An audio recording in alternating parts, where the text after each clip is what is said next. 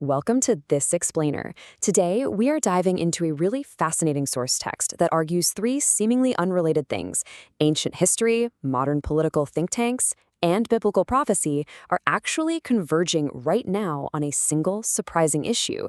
The text, titled The Coming Sunday Law, State Power and Sacred Rest, proposes that the enforcement of a uniform day of rest isn't just some relic of the past, but an active global movement.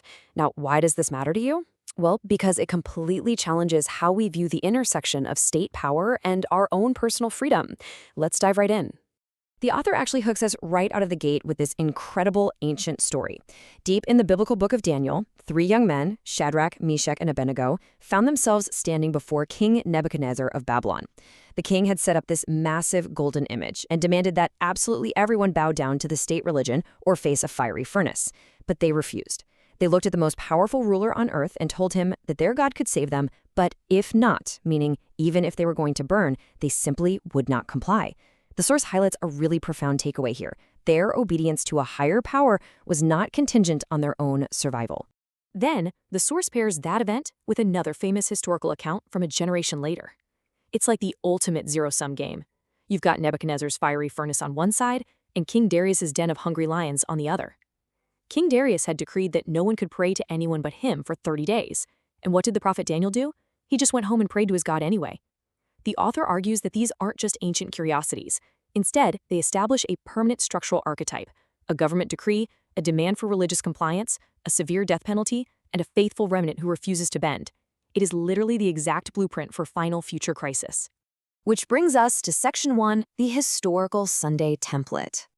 Now, you might be sitting there thinking, come on, how could forced religious laws ever happen in a modern democracy with a separation of church and state? Well, the timeline is actually surprisingly long. It starts way back in 321 AD with Constantine's Sunday Law. That was the very first civil legislation requiring Sunday rest, and it set a template that lasted for 16 centuries.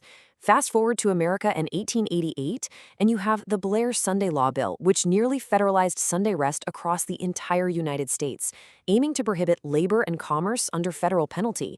And shockingly enough, in 1961, the Supreme Court case McGowan v. Maryland actually upheld Sunday closing laws. Because the court framed these laws as serving a secular purpose of uniform rest, the constitutional door was left wide open. Let's move on to Section 2, a converging modern movement. According to the text, the Vatican has been steadily turning up the dial on its call for governments to protect Sunday across three generations of popes. First, you have Pope Leo XIII in 1891, who framed Sunday rest as a basic worker's right that the state absolutely must guarantee. Then, in 1998, Pope John Paul II explicitly called for civil legislation to respect the Christian duty to keep Sunday holy. And finally, in 2015, Pope Francis linked Sunday rest to climate change and human welfare in his encyclical Laudato Si. The source points out a brilliant strategic shift happening right here. They are moving away from purely religious grounds and leaning into universally appealing humanitarian and environmental arguments. And you can see this secular push happening literally right now over in Europe. Take the European Sunday Alliance, for instance. It's this massive network of trade unions, civic organizations, and religious communities. In March 2024, they formally lobbied the EU Parliament for a weekly common day of rest, specifically targeting Sunday. Notice the public framing they use: worker health, mental well-being, and family cohesion. The text argues that religion is the engine under the hood, but secular framing is what gets the car down the road. And versions of these Sunday restriction laws are already highly active in major democracies like Germany, Switzerland, Norway, and Poland. But hey, it is not just Europe. The text actually points us to domestic policy right here in the US, specifically highlighting a January 2026 policy document from the highly influential conservative think tank, the Heritage Foundation. It's titled Saving America by Saving the Family, and it explicitly proposes restoring Sunday blue laws to create a uniform day of rest that limits commercial activity. The author points out that the foundation frames this as a necessary cure for America's spiritual homelessness, basically blaming consumerism and a hyper-secular culture for eroding the communal Sabbath. The absolutely crucial takeaway the author wants us to grasp here is the disguise these laws wear. Whether it's the Vatican citing the environment, European Union citing mental health, or American political think tanks citing societal decay, they all share one common trait. These sweeping religious regulations always begin by sounding like nonpartisan, practical solutions. It sounds like common sense, right? It sounds like healing. And according to the author, that is exactly how the enforcement of a religious day of worship quietly sneaks its way into civil law. Okay, let's jump into Section 3, defining the prophetic mark. Here, the author completely redefines a concept that has been frankly wildly sensationalized in pop culture, the mark of the beast. The text argues adamantly that this is not some physical microchip inserted under your skin, or a barcode, or any kind of sci-fi movie trope. Not at all. Instead, it is an act of allegiance. Specifically, it's state-enforced religious compliance that forces an individual to accept a human institution's authority over a direct commandment of God.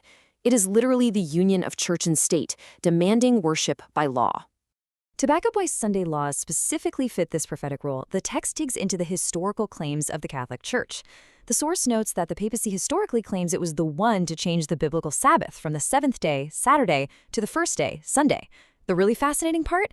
The Church has historically cited this very act of transferring the solemnity of the day as the ultimate mark or supreme evidence of its own ecclesiastical authority. Therefore, the author concludes, when a civil government enforces that specific substitute day of worship under penalty of law, it is officially enforcing the mark of that human authority. Remember that ancient blueprint we talked about earlier? Well, look at how it maps out here. In the ancient world, Nebuchadnezzar and Darius used the furnace and the lion's den. The consequence was immediate physical death. But look at the prophetic future outlined in Revelation 13. The modern penalty mechanism for refusing this state-enforced worship is a decree that no man might buy or sell. The author points out that the modern threat isn't necessarily instant martyrdom. It is total economic exclusion. It is a bureaucratic system that makes basic survival effectively impossible without your compliance. It's literally the modern equivalent of the fiery furnace. And that brings us to our final part, Section 4, the final choice. The author argues that in the face of this coming crisis, true preparation isn't about somehow conjuring up last-minute courage when the laws are finally passed. Instead, the text introduces the divine counterpart to the mark, the seal of God. This seal is formed in the mind, the forehead, long before the crisis ever hits. It's rooted in your daily habits, in the quiet discipline of knowing exactly what you believe, and in a settled knowledge of who God is. Just like Daniel didn't have to suddenly invent his prayer habit when the decree was signed, the author insists that your convictions must be cemented right now in your everyday life. So you kind of have to ask yourself, what are your daily habits building toward? The text leaves us with this incredibly stark, sobering warning. The machinery for Sunday enforcement, it's already built. The papal documents are written and published. The legislative proposals from massive think tanks and civic alliances are highly active. The constitutional precedents are already sitting there on the books. Everything is completely ready. The only thing missing, according to the source, is a societal crisis severe enough to make implementing these laws politically irresistible. And as history shows us all too well, crises always have a way of showing up. So the source wraps up with a massive challenge for every single person who reads it. When that machinery gets activated, when the state demands religious compliance in exchange for your ability to literally just participate in the economy, where will your ultimate allegiance lie? Will you just comply with the mandate so you can buy and sell, or will you trust the God who warned you it was coming all along? It's a really powerful thesis, framing ancient history and modern politics as this unified countdown. Thanks for joining me on this explainer today. What will your choice be?